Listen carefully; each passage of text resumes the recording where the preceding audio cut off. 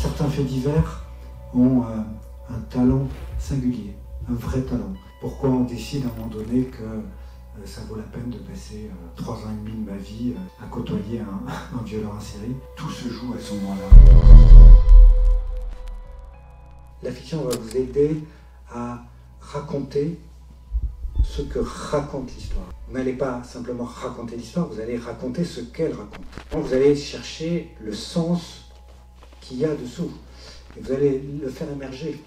Vous êtes avec nous pour présenter Sambre, une série, là encore de fiction, fondée sur le travail minutieux de la journaliste Alice Guéraud. Comment raconte-t-on l'histoire d'un violeur, bon père de famille, qui passe en permanence à travers les mailles du filet? Au fond, les violeurs, les criminels sexuels, c'était des gens asociaux, marginaux, des monstres très différents de nous.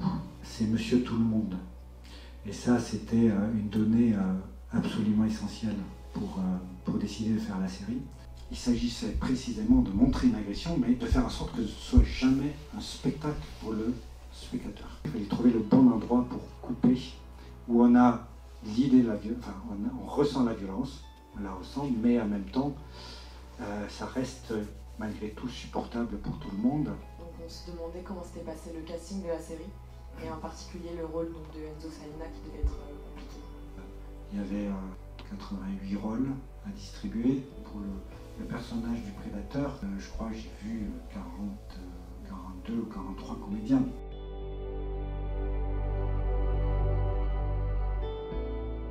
Et il faut un homme campé magnifiquement par Olivier Gourmet, d'une justesse et d'une sobriété extraordinaires. Ils sont époustouflants, ces acteurs. Vous répétez avant le tournage, vous travaillez pendant le tournage. Comment vous faites pour qu'ils arrivent à cet état d'instant présent dont vous parliez tout à l'heure?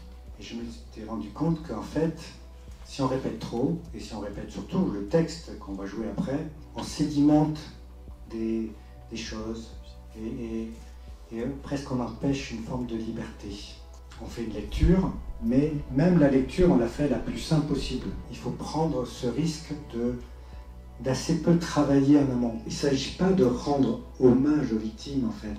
Il s'agit de leur rendre une parole, de leur rendre une dignité, ce qui n'est pas la même chose. Elles étaient reconnues par la justice, mais il y avait un endroit où elles avaient aussi besoin d'être reconnues au-delà de simplement la justice. Tout le monde a besoin, à un moment donné, quand vous avez subi quelque chose, d'être reconnu pour ça. Et là, il y a cette reconnaissance existe en dehors de la justice et c'est évidemment extrêmement important.